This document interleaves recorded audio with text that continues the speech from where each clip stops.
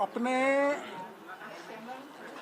राजस्थान में आप अच्छा मैं टीप टीप के बोलूँगा नकल करके। राजस्थान में 3 परीक्षाओं के पेपर लीक हुए। मीडिया को धन्यवाद देना चाहूँगा कि आपने तीनों पेपर को बड़े प्रभावी ढंग से छाया किया, अखबारों में, प्रिंट, इलेक्ट्रॉनिक मीडिया में आया, जिससे एक अच्छा मैसेज इन अभ्यर्थियों के, जनता के बीच में गया। इसमें करीबन 26,000 JeM, 7 lakh sub inspector, 16.5 lakh REET के परीक्षार्थी थे। ये सभी संबंधित मैं छात्रों को लाया हूँ, ये अपना तथ्य रखेंगे।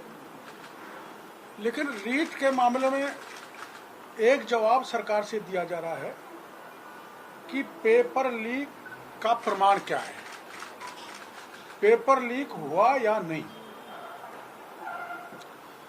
पेपर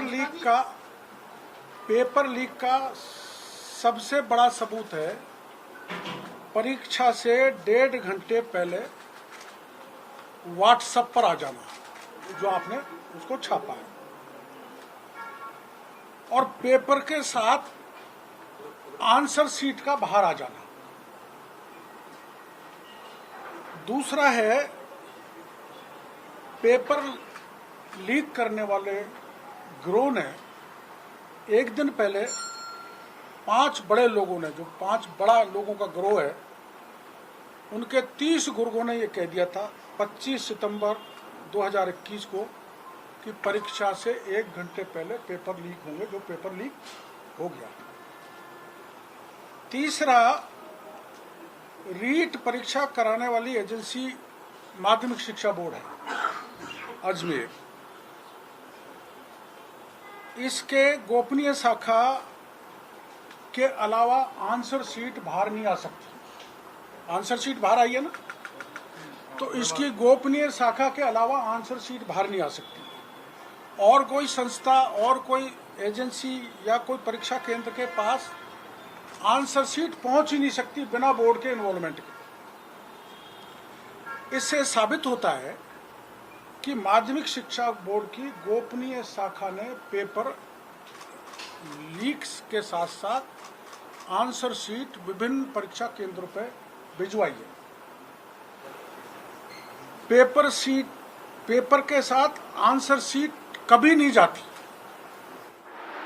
एग्जाम हो जाने के बाद एग्जामर को दी जाती है, पहले नहीं जाती, कभी परीक्षा केंद्र पे नहीं जाती, और वो बोर्ड से भेजी जाती है एग्जाम होने के बाद एग्जामिनर के पास, बिना बोर्ड की मिली भगत के।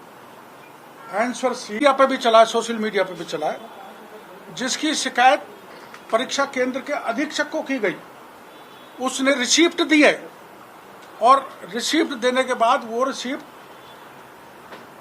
माध्यमिक शिक्षा बोर्ड के अध्यक्ष को भेजी गई है।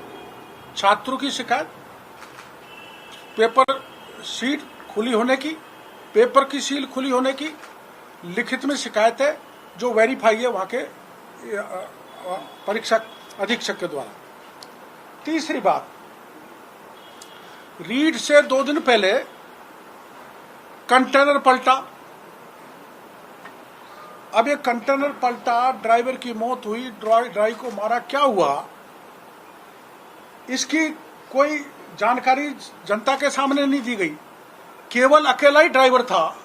कंटेनर कितने बजे पलटा, ड्राइवर कितने बजे मरा, सांड आया कि नहीं आया, और फिर उसकी मौत की सूचना किसने दी, और फिर मरने के बाद जब वहाँ का सीओ पहुंचा जमोरामगढ़ का, उससे पूछा गया तो उसने कहा इसमें कोई सरकारी सामान है। और फिर वहाँ पर रींगस की पुलिस का पहुंचना, चलो कोई बात नहीं, रींगस की पुलिस की कोई व्यवस्था हो गई।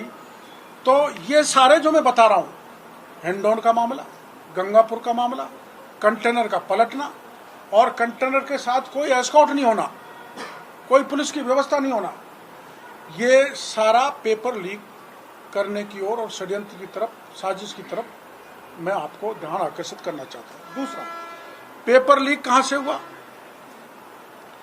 पेपर लीक हुआ विद आंसर शीट गंगापुर से। आप सबको पता है, गंगापुर में 8:30 बजे पेपर लीक हुआ। गंगापुर में 2 को गिरफ्तार किया गया, अब 4 कर लिए। और गंगापुर में, सवाई माधोपुर में ही सर्वाधिक 20 अधिकारी कर्मचारियों को सस्पेंड किया गया। 4 साजिशकर्ता और परीक्षा में आंसर शीट वाले गिरफ्तार हैं। तो गंगापुर से लीक हुआ, पहला एक सोर्स। दूसरा, गंगापुर से जब ये हुआ तो एसओजी ने बत्तीलाल मीणा की लिप्तता मानी। इतने खुलासे के बाद भी बत्तीलाल कहां है? खुद एसओजी कह रही है। और एसओजी ने एक बात और कही थी, जो एसओजी के बयान में इसमें लगा हुआ है कि डीएस साइंस गंगापुर,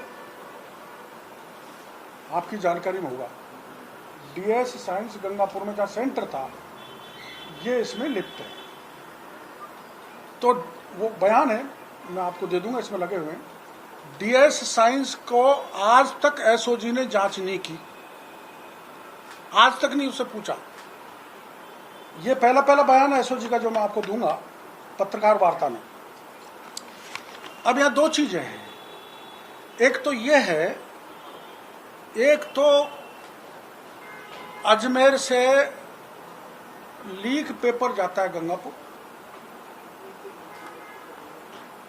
जयपुर से जाता है गंगापुर, अजमेर से जयपुर, जयपुर से जाता है लक्ष्मणगढ़, जहां माननीय डोटासरा जी का विधानसभा क्षेत्र है। वो कैसे जाता है?